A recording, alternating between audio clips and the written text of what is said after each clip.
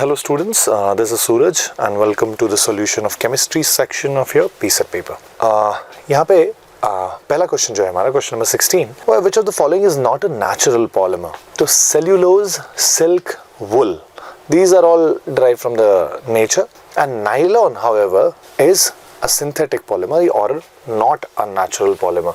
यानी कि हमारा क्वेश्चन नंबर 16 का आंसर होना चाहिए option number D. Okay, which monomer is used to make polythene?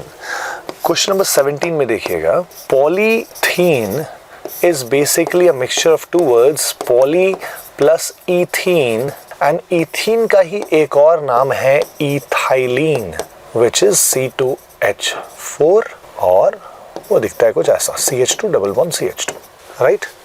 तो हमारा करेक्ट आंसर होना चाहिए ऑप्शन नंबर ए. फिर बोला which of the following plastics is used in non-stick cookware?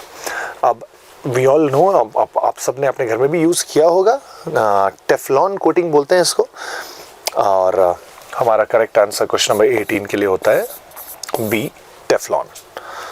फिर बोला question number 19, Bakelite is used for making electrical switches because it is, अब switches में we don't want switches to be flexible obviously, and obviously we don't want it to be a good conductor because then it will conduct the electricity to us, and तो जो correct answer है इसमें वो है thermosetting plastic, यानी कि वो एक बार सेट हो गया तो उसको फिर हम लोग मेल्ट करके फिर वापस रीशेप नहीं कर सकते, एंड दैट इज वाई 19 का आंसर जो होगा वो होगा ऑप्शन नंबर सी.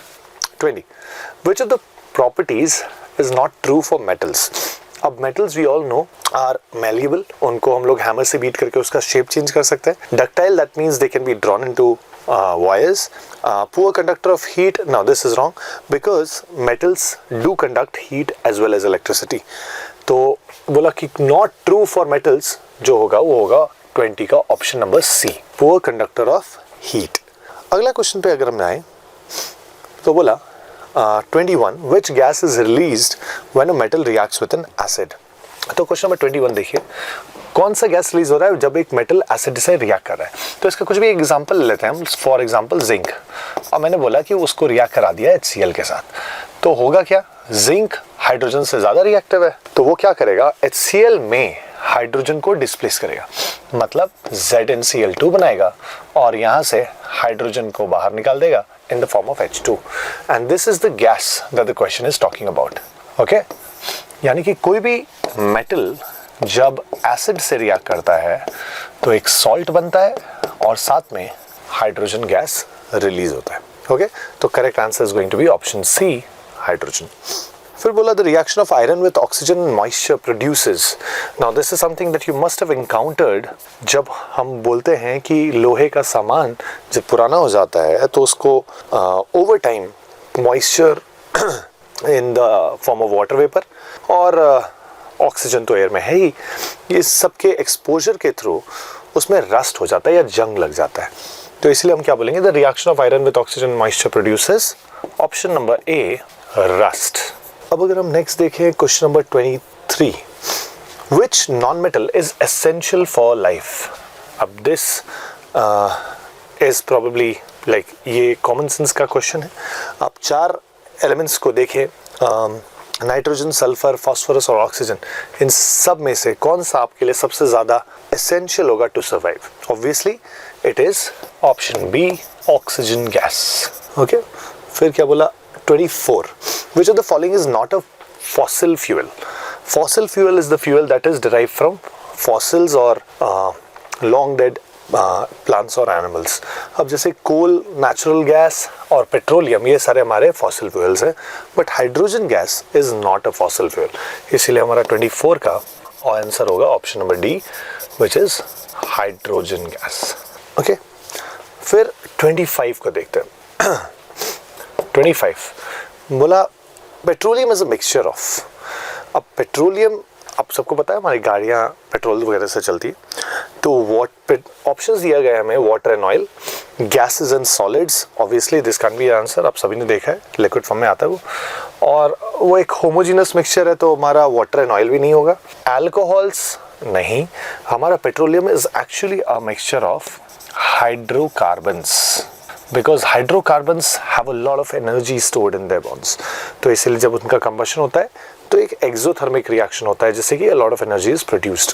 फिर क्वेश्चन नंबर 26 पे आता है, the least polluting fuel among the following is, the least polluting fuel among the following is coal, petrol, diesel, CNG। CNG is short for compressed natural gas. तो coal, petrol या diesel का combustion से जो gases निकलते हैं या by product निकलते हैं वो बहुत ज़्यादा हार्मफुल है, और जो लीस्ट पोल्यूटिंग है इन चारों में से वो होगा option number D, compressed natural gas, CNG। फिर क्या बोला, which of these contributes to greenhouse effect. तो ग्रीन हाउस इफेक्ट आप सबने सुना होगा, इट इज़ बिकॉज ऑफ, अब नाइट्रोजन और oxygen can be greenhouse gases because they are basically the primary constituents of our atmosphere. अब अगर बाकी ऑप्शंस में भी देखा जाए तो जो हमारा ग्रीन हाउस इफेक्ट कॉज करने वाला गैस है वो है हमारा carbon dioxide, CO2। Okay, that is option number C. फिर 28 देखिए, which of the following is a biodegradable pollutant. एक ऐसा पॉल्यूटेंट जो कि बायोलॉजिकली डिग्रेड हो सके, right. Plastic, it takes thousands of years, तो this not the correct answer. Glass, metal cans also may take over 100 years and but paper बहुत easily biodegradable होगा, यानी कि 28 का भी correct answer option C, paper है। 29, a material that can be softened on heating and hardened on cooling repeatedly, यानी कि एक ऐसा मटेरियल जिसका शेप हम बार बार हीट या कूल करके चेंज कर सकते हैं, वैसे मटेरियल को हम बुलाते हैं थर्मोप्लास्टिक।